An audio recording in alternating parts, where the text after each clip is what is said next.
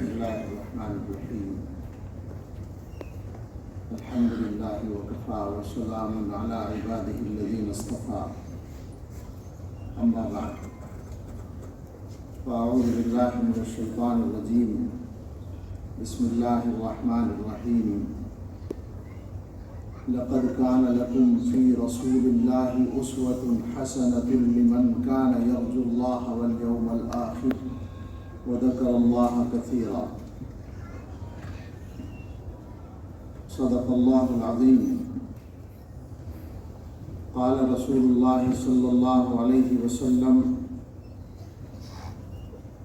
ثلاث من كن فيه وجد بهن حلاوة الإيمان من كان الله ورسوله أحب إليه مما سواهما ومن أحب عبدا لا يحبه إلا لله ومن يكره أن يعود إلى الكفر بعد أن أنقذه الله منه كما يكره أن يقذف في النار أو كما قال عليه الصلاة والسلام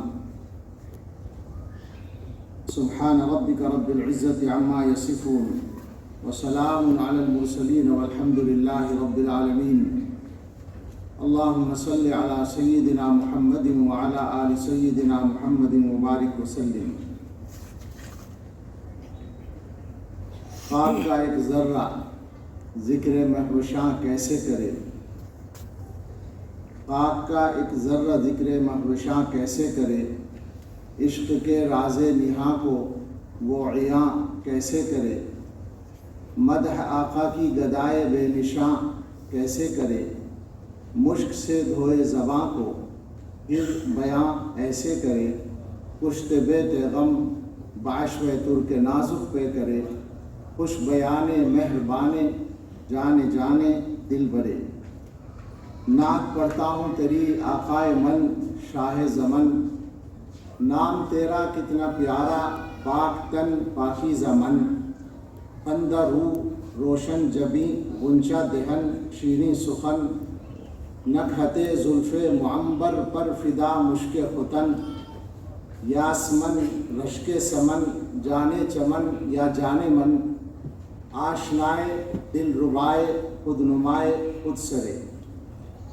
تو ہے بحر بے کراں اور میں ذرا سی آب جو، اے سراپا نور تو ہے دو جہاں کی آبرو.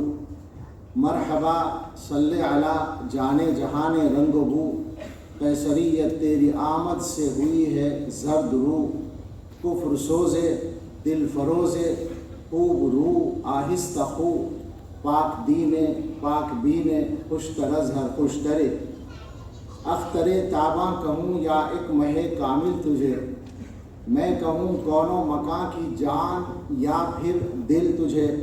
میں سمجھتا ہوں نشان جادہ و منزل تجھے، دل کھینچے بے ساختہ وہ ہے کشش حاصل تجھے. نازنین مہجبین دل کشے یا دل کشے، جاں گدازے دل نوازے گوہرے یا اخترے. اونچے جانا گئے تو بن کے دیوانہ گئے، وعدہ عشق و محبت پی کے مستانہ گئے.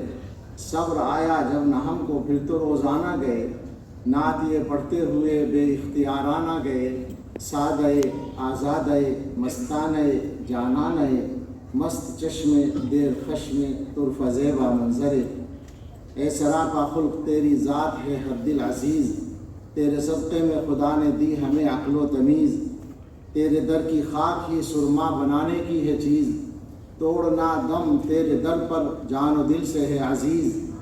بے قرارم اشک بارم سخت زارم اے عزیز، دل برد جہاں آورد ہر دم بطرز دیگرے. صلی اللہ علیہ وسلم. سیرت کا جلسہ ہے اور اسٹیج ہے علی گڑھ مسلم یونیورسٹی کا، اور حکم ملا ہے ادنا سے طالب علم کو. اس موضوع پر جب بھی بات کرتے ہیں، ہم مولویوں کو تقریر کی تو عادت ہوتی ہے، لیکن سیرت کے موضوع پر جب بات کرتے ہیں تو واقعہ یہ ہے کہ دانتوں کو پسینہ آتا ہے. یہ وہ موضوع ہے جو آپ نے ابھی سن لیا، اور پہلے سے بھی آپ جانتے ہیں کہ اس موضوع پر بات کرنے والا سب سے پہلے یہ احساس لے کر کھڑا ہوتا ہے اور یہ اقرار وہ کرنے پر مجبور ہوتا ہے کہ اس کا میں حق ادا نہیں کر سکتا۔ میں یہ سمجھتا ہوں کہ ہم جیسے لوگوں کا یہ کہنا تو کوئی خاص بات نہیں ہے، لیکن میں دیکھتا ہوں کہ اردو زبان کا جو سب سے بڑا شاعر ہے مرزا غالب، جس کو بڑا شاعر کے ساتھ ساتھ سب سے ذہین آدمی بھی آپ کہہ سکتے ہیں اور تیز و ترار شخصیت ہے وہ، اس نے اپنے فارسی کلام میں یوں کہا: غالب ثنائے خواجہ بیزداں گذاشت کہاں ذات پاک مرتبہ دان محمد است۔ غالب حضور کی تعریف اللہ کے اوپر چھوڑ دی ہے، اس لیے کہ وہی ذات ہے جو محمد صلی اللہ علیہ وسلم کے مرتبے کو جانتی ہے۔ کوئی لفظوں میں کیسے بتائے ان کے رتبے کی حد ہے تو کیا ہے، ہم نے اپنے بڑوں سے سنا ہے صرف اللہ ان سے بڑا ہے۔ سیرت پر جب اس زمانے میں ہم بات کریں گے تو دو پہلو سامنے آتے ہیں۔ ابھی آپ نے جو تقریر سنی ہے بڑی جامع اور بہت حکیمانہ تقریر، زمانے کے حالات سے تطبیق دے کر ہمیں بات کرنی ہوگی تو ہم اس کو یوں کہیں گے کہ قرآن و حدیث میں حضرت محمد الرسول اللہ صلی اللہ تعالیٰ علیہ وسلم کے تعلق سے مسلمانوں کو جو ہدایتیں ہیں ان کا خلاصہ علماء نے اپنی کتابوں میں لکھا ہے، اور خاص طور سے یہاں جو مجمع ہے، جو مخاطب ہیں، یہ مخاطب کم ملتے ہیں، میں متوجہ کروں گا کہ اس زمانے میں سب سے زیادہ اس موضوع پر سوچنے، سمجھنے اور سمجھانے کی ضرورت ہے کہ حقوق مصطفیٰ صلی اللہ علیہ وسلم کیا ہیں، اور اس موضوع پر کتابیں لکھی گئی ہیں پہلے بھی اور اب بھی لکھی جا رہی ہیں، اور ان کو علماء نے تفصیل سے بیان کیا ہے۔ رسول اللہ صلی اللہ علیہ وسلم کے امت پر کیا حق ہیں، ان میں دو نقطوں پر خاص طور سے اس وقت بات کرنی ہے، چونکہ موجودہ زمانے کے حالات میں ان کی سب سے زیادہ ضرورت ہے۔ ایک نقطہ ہے، یا یہ کہیے کہ ایک حق ہے جو سب سے پہلا حق ہے شاید، وہ ہے محبت کا۔ محبت کرنی ہے حضرت محمد صلی اللہ تعالیٰ علیہ وسلم سے اور اس کی پوری تفصیل، اور دوسرا حق ہے اتباع کا۔ محبت کے بارے میں جب ہم بات کریں گے تو محبت آپ سے کرنی ہے، آپ کی آل اولاد سے کرنی ہے، آپ کے اہل بیت سے کرنی ہے، آپ کے صحابہ سے کرنی ہے، آپ کے دین سے کرنی ہے، اور آپ سے محبت کرنے والے ہر انسان سے محبت کرنی ہے۔ محبت کا قصہ یہ ہے کہ وہ دنیا کی ایک چھپی ہوئی مگر بہت مسلمت طاقت ہے جس کو محبت کہتے ہیں، اور محمد الرسول اللہ صلی اللہ تعالیٰ علیہ وسلم کی جو محبت ہے اس کے سلسلے میں یہ سمجھا جا سکتا ہے کہ اللہ تعالیٰ نے مسلمانوں کے لیے ایمان کی حفاظت کا ایک قدرتی انتظام کیا ہے محبت کے ذریعے۔ یہ جو ان دلوں کے اندر محبت ہے، ہم یہ سمجھتے ہیں، اس پر ہم بات بھی کر سکتے ہیں کہ ہماری محبت کیسی ہے، لیکن اس کا انکار نہیں کر سکتے کہ ہر کلمہ پڑھنے والے کے دل میں حضرت محمد الرسول اللہ صلی اللہ تعالیٰ علیہ وسلم کی محبت سب سے زیادہ ہے۔ یہ محبت جو ہے یہ ایمان کی بقا کا سب سے بڑا سہارا ہے، اور میں جس طرح سوچتا ہوں وہ یہ ہے کہ ہمارے زمانے میں جو ایمان کے سلسلے میں خطرات ہیں ان میں شاید بہت سارے لوگوں کے ایمان کو بچانے والی یہی محبت ہے، اور شاید اسی وجہ سے اقبال نے ابلیس کی جو ترجمانی کی تھی، ابلیس کا پیغام اپنے فرزندوں کے نام، ان کی نظم ہے مشہور، اس کا پہلا مصرع، پہلا شعر تو میں نہیں پڑھوں گا، اس وقت موضوع دوسرا ہو جائے گا، لیکن دوسرا جو شعر ہے وہ اس سے متعلق ہے کہ وہ فاقہ کش کہ موت سے ڈرتا نہیں ذرا، روح محمد اس کے بدن سے نکال دو۔ یہ پیغام ہے ابلیس کا۔ تو یہ اقبال نے بالکل صحیح ترجمانی کی اور صحیح سمجھا کہ ابلیس کے لیے، مسلمانوں کے تعلق سے ابلیس کا جو مشن ہے وہ یہ ہے کہ وہ ان کو ایمان سے ہٹائے۔ انسانوں کے تعلق سے اس کا یہ مشن ہے، وہ یہ مشن لے کر آیا، اللہ تعالیٰ کو چیلنج دے کر آیا کہ میں آپ کے بندوں کو جہنم میں لے جانے کی پوری کوشش کروں گا، آخری حد تک کوشش کروں گا۔ تو اب اللہ تعالیٰ کی طرف سے جو انتظام ہوا، یہ مسلمان بڑے کمزور ہیں، ان کے حالات عجیب ہیں، لیکن ان کے دلوں کے اندر ایک چراغ جلا دیا گیا محبت کا، حضرت محمد صلی اللہ تعالیٰ علیہ وسلم کی محبت کا۔ وہ سہارا بن گیا ان کے ایمان کے لیے، ان کے ایمان کی بقا کے لیے۔ یہ محبت جتنی زیادہ طاقتور ہوتی ہے، اس کی طاقت باہر ظاہر ہو جاتی ہے، یہ دل کے اندر ہوتی ہے، اور دل کا یہ مقام ہے۔ ترمذی شریف میں ایک روایت آئی ہے کہ اللہ تعالیٰ نے جب زمین کو پیدا کیا، فجعلت تمید، تو وہ ہلنے لگی، پانی پر رکھی تھی، ہلنے لگی، تو اللہ نے اوپر سے پہاڑ رکھ دیے۔ ویسے یاد آ گیا کہ ہمارے دارالعلوم دیوبند کے سابق محتمم حکیم الاسلام حضرت مولانا قاری طیب صاحب رحمۃ اللہ علیہ کا ایک رسالہ ہے سائنس اور اسلام، وہ ان کی تقریر ہے جو یہیں ہوئی ہے علی گڑھ مسلم یونیورسٹی میں۔ انہوں نے اس تقریر میں یہی حدیث موضوع بنا کر گفتگو کی ہے۔ اللہ نے پہاڑوں کو رکھ دیا زمین پر، فہدأت، تو زمین رک گئی، ساکن ہو گئی۔ فرشتوں نے دیکھا کہ اتنی بڑی زمین تھی، کہیں کہیں پہاڑ رکھ دیے تو یہ ٹھہر گئی، اس کا کیا مطلب ہے؟ اس کا مطلب ہے کہ پہاڑوں کے اندر بہت طاقت ہے۔ تو انہوں نے پوچھا، یا رب هل فی خلقک شیء اشد من الجبال، کیا آپ کی مخلوقات میں پہاڑوں سے زیادہ طاقتور بھی کوئی مخلوق ہے؟ اللہ نے فرمایا کہ ہاں، لوہا ہے، لوہا پہاڑوں کے پتھروں کو توڑ دیتا ہے۔ انہوں نے کہا لوہے سے زیادہ طاقتور پھر کوئی مخلوق ہے؟ فرمایا کہ ہاں، آگ ہے، وہ لوہے کو پگھلا سکتی ہے۔ پوچھا آگ سے زیادہ طاقتور کوئی مخلوق ہے؟ فرمایا کہ ہاں، پانی ہے جو آگ کو بجھا دیتا ہے۔ پوچھا کہ پانی سے زیادہ طاقتور کوئی مخلوق ہے؟ فرمایا کہ ہوا ہے جو پانی کو اڑا کر لے جاتی ہے۔ اب پھر اگلا سوال یہی تھا کہ ہوا سے زیادہ طاقتور کوئی مخلوق ہے؟ تو اللہ نے فرمایا تھا، دو روایتوں میں الگ الگ الفاظ ہیں، ایک یہ ہے کہ قلب المؤمن یسعنی، ان سب سے زیادہ طاقتور مومن کا دل ہے جس میں میرا نام سماتا ہے۔ اور ایک روایت میں الفاظ ہے کہ ابن آدم یتصدق بیمینہ ما لا تعلم شمالہ، او کما قال، کہ انسان جو صدقہ کرتا ہے دائیں ہاتھ سے اور بائیں ہاتھ کو خبر نہیں ہوتی، یہ جو اخلاص ہے یہ سب سے زیادہ طاقتور ہے۔ تو دل کے اندر جو چیز ہوتی ہے وہ اصل طاقت ہوتی ہے انسان کی، اللہ کا نام، اللہ کی محبت اور حضرت محمد صلی اللہ تعالیٰ علیہ وسلم کی محبت۔ اصل میں حضور علیہ السلام کی محبت کو سامنے لایا گیا ہے اس وجہ سے کہ حضور علیہ السلام ایک انسان کی شکل میں ہمارے سامنے ہے، ورنہ بنیاد اللہ کی ہی محبت ہے۔ ہم حضرت محمد صلی اللہ علیہ وسلم سے محبت اس لیے کرتے ہیں کہ وہ اللہ کے آخری پیغمبر، اللہ کے حبیب، اللہ تعالیٰ کی کائنات کا سب سے مقدس نمونہ ہے۔ تو اصل اللہ کی محبت ہے، اور اس کی وجہ سے حضرت محمد صلی اللہ تعالیٰ علیہ وسلم کی محبت ہے۔ یہ محبت اس سلسلے میں حضور علیہ السلام نے ہدایتیں دی ہیں باقاعدہ، یہ فرما دیا کہ ایمان کامل ہونے کی شرط ہے میری محبت، اور آخری درجے کی محبت۔ حدیثوں میں مضمون آپ نے پڑھا ہوگا کہ ایک مرتبہ حضور نے فرمایا کہ آدمی مومن نہیں ہو سکتا جب تک کہ میری محبت اس کے دل میں اولاد سے، ماں باپ سے اور اپنی ذات سے اور تمام لوگوں سے زیادہ نہ ہو۔ تو حضرت عمر فاروق رضی اللہ تعالیٰ عنہ نے اس وقت تک ان کو اس کیفیت کا اندازہ نہیں تھا، یہ عرض کیا، صفائی سے کہنے والی عادت تھی، کہا کہ یا رسول اللہ، سب سے زیادہ تو محبت پاتا ہوں لیکن اپنی ذات سے زیادہ کیسے ہو سکتی ہے؟ فطری طور پر انسان سب سے زیادہ اپنے آپ کو چاہتا ہے۔ تو حضور علیہ السلام خاموش ہوئے، اور اس وقت ایسا لگتا ہے کہ قلب اطہر سے فیضان ہوا۔ حضرت عمر فاروق بول پڑے، یا رسول اللہ، میں اب آپ کی محبت اپنے دل میں اپنی ذات سے زیادہ پاتا ہوں۔ تو فرمایا، الآن یا عمر، اب کام پورا ہوا ہے، ایمان اب مکمل ہوا ہے۔ تو یہ محبت جس کا باقاعدہ حکم دیا گیا، اس محبت کا اس زمانے کے چیلنجوں میں جو ایک چیلنج ہے، اس میں سب سے بڑا سہارا ملنے والا ہے۔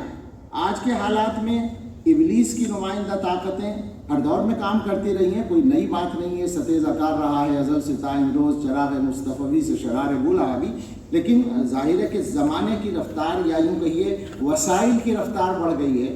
پہلے سفر ہوتا تھا چھکڑے سے اور بیل گاڑی سے، اور ہوائی جہاز سے ہوتا ہے، اور انٹرنیٹ نے ہوائی جہاز کو بہت پیچھے چھوڑ دیا ہے۔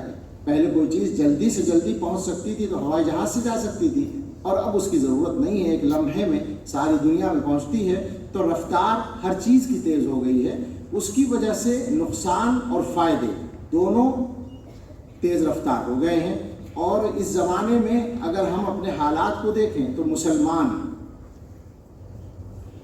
معاف فرمائیں، دارالعلوم دیوبند کا ایک ادنا خاتم علی گڑھ یونیورسٹی میں کھڑا ہو کر کہہ رہا ہے کہ مسلمان اگر مجرمانہ غفلت بھی نہ کہیں تو کم سے کم سستی کا شکار ضرور ہے۔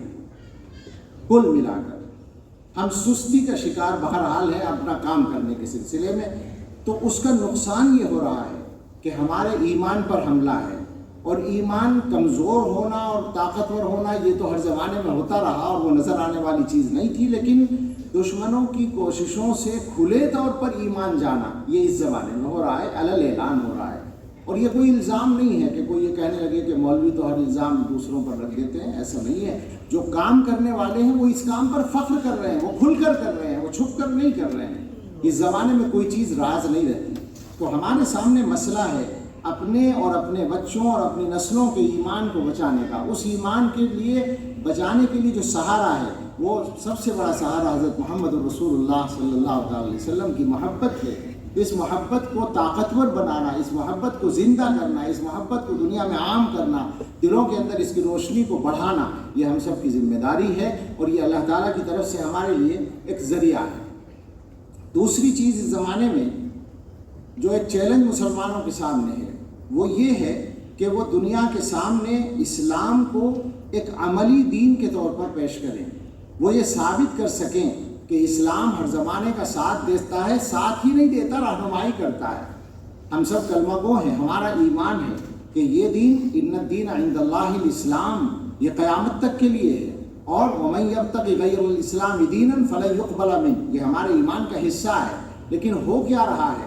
ہو یہ رہا ہے کہ دنیا میں ظاہر ہے کہ طاقت اور پاور اس وقت ہمارے ہاتھ میں نہیں ہے، لہٰذا دنیا میں اسلام کو غیر عملی ثابت کرنے کے لیے محنتیں ہو رہی ہیں، اور یہ گویا دکھانے کی کوشش ہو رہی ہے کہ زمانے کا ساتھ نہیں دے سکتا۔ اصل میں ڈائریکٹ اسلام کو نشانہ تو الگ الگ انداز سے بنایا گیا، لیکن بنیادی طور پر اس معاملے میں ایک ایسا دائرہ کھینچا گیا، ابھی دائرے کی بات کر رہے تھے مولانا، کہ مذہب کو اس دائرے سے الگ کر دیا جائے۔ 500 سال پہلے، 600 سال پہلے جب سائنس کا اور ان کے مذہب کا ٹکراؤ ہوا، ہمارے مذہب کا نہیں، ان کے مذہب کا ٹکراؤ ہوا، تو اس میں ان لوگوں نے عافیت اس میں سمجھی کہ مذہب کو محدود کر دیا جائے کلیسا تک، عبادت گاہوں تک، اور اس کو سیاست کے میدان میں نہ لایا جائے۔ مسئلہ کیا تھا؟ ان کے مفکرین بڑے سمجھدار لوگ ہیں، انہوں نے غور و فکر کر کے یہ سمجھا تھا کہ جیسے زمانہ بڑھے گا ہمارا مذہب پیچھے جائے گا، اس لیے کہ وہ زمانے کے تقاضوں کا ساتھ دینے کی صلاحیت ہی نہیں رکھتا۔ ان کو پتہ تھا یہ، ان کا مذہب کچھ عبادات میں رہنمائی کر سکتا تھا، لیکن سیاست میں، معاشرت میں، آگے آنے والی ترقیات میں، چیلنجوں میں یہ یقین تھا ان کو کہ ہمارا مذہب ساتھ نہیں دے گا، اور جو مذہب ساتھ دے گا اس کا نام اسلام ہوگا۔ تو براہ راست اسلام پر پابندی لگانے کے بجائے انہوں نے کہا کہ مذہب کو اس دائرے سے الگ کر دو۔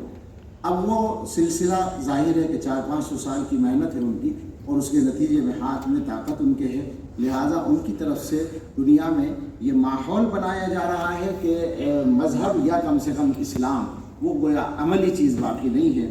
اگر ہم مسلمان، یہ بات کسی کے خلاف نہیں ہے، ہم کسی کے مذہب کی بھی مذاق نہیں اڑا رہے ہیں، یا ہم کسی کے مذہب کی مخالفت نہیں کر رہے ہیں، یا اسلام کو زبردستی تھوپ نہیں رہے، لیکن اگر دنیا میں دوسرے مذہب کے ماننے والوں کو آزادی حاصل ہے، اور بلا شبہ حاصل ہے، اور ہم اس آزادی کا احترام کرتے ہیں، تو ہمارا یہ حق بھی دنیا کو تسلیم کرنا پڑے گا۔ دنیا کی کسی زمین پر بھی ہم رہتے ہوں، ہمارے اس ملک کے اندر بھی یہ حق تو بہرحال ماننا پڑے گا۔ تو ہم اس حق کو محفوظ رکھنے کے ساتھ یہ بات کہنا چاہتے ہیں کہ مسلمانوں کے سامنے آج جو چیلنج آیا ہے وہ اسلام کو ایک عملی دین کی، عملی مذہب کی شکل میں پیش کرنے کا آیا ہے۔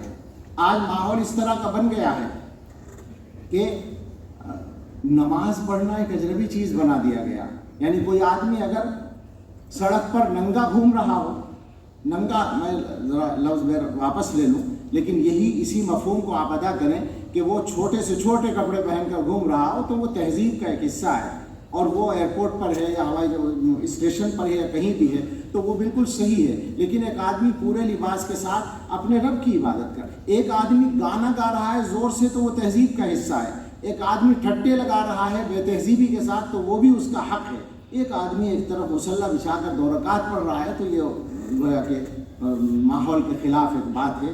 یہ چلانے کی کوشش ہو رہی ہے، اگرچہ ہمارے ملک کا اصل ماحول یہ نہیں ہے۔ آج ہم گفتگو کر رہے تھے، میں نے لوگوں کو اپنے تجربات سنائے اس سلسلے میں، اور آپ سب کے سامنے تجربے ہیں۔ ہمارے ملک کا جو عام مزاج ہے وہ رواداری کا مزاج ہے، لیکن بہرحال کوشش ہو رہی ہے یہ ماحول بنانے کی۔ اگر علی گڑھ مسلم یونیورسٹی کا ایک فرزند محمد علی جوہر لندن کی پارلیمنٹ میں گولمیز کانفرنس کے دوران نماز کا وقت ہونے پر اٹھ کھڑا ہوتا ہے اور اس کو جگہ نہیں ملتی، یعنی مصلی نہیں ملتا، تو وہ اپنی شیروانی اتار کر نماز کی نیت باندھ لیتا ہے، تو ہمیں یہاں سے یہ پیغام تو دینا پڑے گا کہ اسلام ہر دور کے اندر عملی دین ہے اور ہر زمانے کے تقاضوں کا ساتھ دیتا ہے۔ اس سلسلے میں امام ربانی مجدد الفسانی رحمۃ اللہ علیہ، جو ہندوستان کی سب سے بڑی اسلامی عبقری شخصیت ہیں، ان کا ایک ارشاد مجھے یاد آتا ہے۔ انہوں نے، ان کے مکتوبات ہیں، خطوط ہیں، جن میں انہوں نے اپنے پورے افکار کی ترجمانی کی ہے، اور یہ آپ جانتے ہی ہیں کہ ان کی جو شخصیت ہے اسی کی برکت سے شاید ہم ہندوستان کے اندر اس حلیے اور شکل کے ساتھ موجود ہیں۔ علامہ اقبال نے ان کے بارے میں کہا تھا کہ حاضر ہوا میں شیخ مجدد کی لحد پر، وہ خاک کے ہے زیر فلک مطلع انوار، اس خاک کے ذروں میں ہے پوشیدہ، کیا ہے وہ، اس خاک کے ذروں سے ہے شرمندہ ستارے، اس خاک میں پوشیدہ ہے وہ صاحب اسرار، گردن نہ جھکی جس کی جہانگیر کے آگے، جس کے نفس گرم سے ہے گرمی احرار، وہ ہند میں سرمایہ ملت کا نگہباں، اللہ نے بروقت کیا جس کو خبردار۔ وہ مجدد الفسانی اپنے خط میں فرماتے ہیں کہ عام طور پر ہمارے یہاں ایک لفظ بولا جاتا ہے سنت کا اتباع، حضرت محمد صلی اللہ علیہ وسلم کی سنت کا اتباع، تو یہ فرماتے ہیں کہ عام تصور جو ہے اتباع سنت کا وہ بڑا محدود ہے، اس کو صحیح کرو۔ انہوں نے اس کے لیے 7 نقطے لکھے ہیں، اس میں سے تین پر میں مختصر سی بات کروں گا وقت کی گنجائش کے مطابق، اخیر کے جو 4 ہیں وہ تصوف کی اصطلاحات ہیں، لیکن شروع کے جو 3 ہیں ان کا مفہوم یہ بنتا ہے اصل میں کہ عام مسلمان کے سامنے جب اتباع سنت، یا یہ کہیے دیندار لوگوں کے یہاں جب اتباع سنت کا لفظ آتا ہے تو ہم یہ سمجھتے ہیں کہ اگر کسی آدمی نے داڑھی رکھ لی، کرتا پاجامہ پہن لیا، ٹوپی اوڑھ لی، اور ذرا کچھ نماز وغیرہ ٹھیک پڑھنے لگا، کھانے وانے میں کچھ سنت کا آداب کا خیال کرنے لگا، تو ہم سمجھتے ہیں کہ یہ آدمی سنت کا متبع ہے، اور گویا وہ ہمارے لیے بہت اچھا ایک نمونہ ہوتا ہے۔ اچھا، ہمارا مسئلہ یہ ہے کہ ہمارے یہاں اتنا کرنے والے بھی چونکہ کم ہیں، اس لیے غنیمت ہے کہ یہ آدمی لگ رہا ہے ہمیں سنت پہ چلنے والا، لیکن مجدد صاحب فرماتے ہیں کہ دیکھو حضور کی سنت کا مطلب 2-4 اعمال کا مسئلہ نہیں ہے، سنت تو طریقے کو کہتے ہیں۔ حضور علیہ السلام نے ایک بھرپور زندگی گزاری ہے، کامل زندگی گزاری ہے، دنیا کے تمام شعبوں میں کام کیا ہے، تو ہر شعبے میں جو حضور کا طریقہ ہے اس کا نام سنت ہے، اور اس پر چلنے کا نام اتباع سنت ہے۔ تو وہ فرماتے ہیں کہ پہلا نقطہ یہ ہے کہ تم اپنے سارے ظاہری کاموں کو سنت کے تابع بناؤ۔ ظاہری کام کیا ہے؟ یہی اصل سب سے بڑا نقطہ ہے، بلکہ میں سمجھتا ہوں کہ بعد والے کو ابھی میں کہہ دوں اور اس پر بعد میں بات کریں۔ دوسرا نقطہ ہے باطنی اعمال کو سنت کے تابع بناؤ، یعنی اپنے دل کے اندر جو چیزیں ہوتی ہیں، دل کے اندر تمہارے بڑائی نہ ہو، تکبر نہ ہو، تواضع ہو، دل میں دکھاوا نہ ہو، اخلاص ہو، دل میں حسد نہ ہو، خیر خواہی ہو، اس طرح کی جو برائیاں دل میں ہوتی ہیں ان کو صاف کر کے حضور کے دل کا نمونہ بنانے کی کوشش کرو اپنے دل کو۔ اور اپنے تیسرا نقطہ یہ ہے کہ جو عمل تم کرو اس کی کیفیت حضور کی کیفیت سے ملتی جلتی ہو، یہ محنت کرو، اس کی کوشش کرو۔ پہلے نقطے پر آتے ہیں، وہ فرماتے ہیں کہ اپنے سارے ظاہری کاموں کو حضور کی سنت کے تابع بناؤ۔ اب آپ سوچیں کہ ظاہری کاموں میں کیا کیا چیزیں ہیں؟ تقریباً زندگی کے اکثر اعمال آ جاتے ہیں، یعنی مثلا یہ ہے کہ تم اپنا لباس، ٹھیک ہے، ظاہری کام ہوا، تم اپنا کھانا پینا حضور کی سنت کے مطابق کرو، ایک ظاہری عمل ہوا، تم اپنا بولنا چالنا، اٹھنا بیٹھنا، چلنا پھرنا، لوگوں کے ساتھ ملنا جس کو ہم اخلاق کہتے ہیں، لوگوں کے ساتھ برتاؤ کرنا جس کو معاشرت کہتے ہیں، اور برتاؤ میں پھر اپنے گھر والوں کے ساتھ، جیسا ابھی مولانا نے متوجہ کیا، یہ واقعہ ہے کہ اس زمانے میں اس پہلو سے مسلمانوں کو بہت محنت کرنے کی ضرورت ہے کہ ان کی جو معاشرت ہے وہ حضرت محمد رسول اللہ صلی اللہ تعالی علیہ وسلم کی معاشرت کا نمونہ بن جائے، تو مسلمانوں کے اپنے مسئلے بھی کم ہوں گے اور دوسروں کے سامنے نمونہ اچھا ہوگا۔ تو اپنے گھر والوں کے ساتھ برتاؤ، اپنے رشتہ داروں کے ساتھ برتاؤ، اپنے پڑوسیوں کے ساتھ برتاؤ، اپنے ساتھ اتفاق سے سفر کا ساتھی بننے والوں کے ساتھ برتاؤ، یہ سارے مسئلے ہیں۔ اسی طرح اپنے تجارت کے پارٹنر کے ساتھ برتاؤ، کیا معاملات ہیں، جس کو موقع ملتا ہے دوسرے کا پیسہ دبا لیتا ہے، کیا مطلب ہے اس کا؟ تو اب میں اس رخ پر جاؤں تو وہ بات لمبی ہو جائے گی۔ جتنے کام ہیں یہ سارے کے سارے ظاہری اعمال میں آئیں گے، اور جناب عالی ظاہری اعمال میں پھر یہ بھی آئے گا کہ دنیا والوں کے سامنے آپ اپنے دین کا پیغام کس طرح پیش کریں۔ اس کا نمونہ بھی حضرت محمد صلی اللہ تعالیٰ علیہ وسلم نے آپ کو دکھا دیا ہے۔ اور جناب علی ظاہری اعمال میں یہ بھی ہوگا کہ آپ اپنے شعبے کو دیکھیں کہ آپ کس میدان میں کام کرتے ہیں، جس میدان میں آپ کام کرتے ہو اس میدان میں آپ کے سامنے حضرت محمد الرسول اللہ صلی اللہ تعالیٰ علیہ وسلم کا نمونہ ہوگا۔ دنیا کے سامنے ہمارا جو رخ آتا ہے زیادہ، وہ اس وقت خاص طور پر آتا ہے جب ہم سماجی زندگی میں کام کرتے ہیں یا سیاسی زندگی میں کام کرتے ہیں۔ یہ دو موقع ایسے ہوتے ہیں جن میں دوسری اقوام سے ہمیں واسطہ پڑتا ہے۔ کیا آپ سمجھتے ہیں کہ مسلمان اس زمانے میں سماجی پہلو سے یا سیاسی پہلو سے جو کام کر رہے ہیں تو کیا ان کا کوئی دوسروں پر ایسا اثر پڑتا ہے کہ وہ ہمیں کوئی نمونے کی شخصیت جان لیں؟ معاف فرمائے، میں ایسا نہیں سمجھتا۔ دنیا کے حالات جو ہمیں بتا رہے ہیں وہ یہ کہ ہم کوئی اچھا اثر چھوڑنے میں کامیاب نہیں ہو رہے ہیں۔ لیکن آپ غور کریں، حضرت محمد الرسول اللہ صلی اللہ علیہ وسلم کی سیرت کو پڑھیں۔ مسئلہ یہی ہے کہ ہم سیرت پڑھتے نہیں ہیں۔ سال بھر میں ہم منا لیتے ہیں، ربیع الاول کا مہینہ سیرت کے جلسوں کے لیے خاص کر لیتے ہیں، اور اب تو اس کو عید کہا جانے لگا باقاعدہ سرکاری طور پر۔ میرے یہاں حاضری جو ہے اس کا یہ اشتہار یہاں کا کسی نے وائرل کر دیا تو وہاں فیس بک پر بحث چھڑی ہوئی ہے کہ یہ عید میلاد النبی کے عنوان سے تقریب میں شرکت کرنے کے لیے کیوں گئے ہیں۔ ظاہر ہے کہ میرے پاس تو جواب ہے، میں مسلم یونیورسٹی میں مجھے بلایا گیا تو مجھے حاضر ہونا تھا اپنی بات کہنے کے لیے، لیکن یہ واقعہ ہے کہ رسول اللہ صلی اللہ تعالیٰ علیہ وسلم کی ولادت کا دن عید نہیں ہے، اگرچہ عید سے ہزاروں گنا زیادہ خوشیوں کی بنیاد ہے، ہر عید سے بڑھ کر۔ تو سارے سال ہم سیرت کو پڑھیں۔ اب سیرت کو جس طرح پڑھنے کی ضرورت ہے اس کا ایک چھوٹا سا نمونہ عرض کروں گا اور مجھے بات کو سمیٹنا ہے۔ سیرت کی کتابوں کے دو واقعے بہت مشہور ہیں۔ ایک واقعہ یہ ہے، یہ تو بالکل ہر آدمی جانتا ہے کہ غزوہ خندق کے موقع پر حضرت جابر بن عبداللہ رضی اللہ عنہ حضور علیہ السلام کے پاس آئے اور انہوں نے کہا کہ بھوک سے حال خراب ہے اور کمر سیدھی رکھنے کے لیے پیٹ پر ایک پتھر باندھ رکھا ہے۔ انہوں نے دکھایا کہ پتھر باندھ رکھا ہے، تو حضور علیہ السلام نے اپنا کرتا اٹھا کر دکھایا تو وہاں 2 پتھر بندھے ہوئے تھے۔ یہ واقعہ مشہور ہے۔ آپ غور کریں کیا اس میں پیغام ہے؟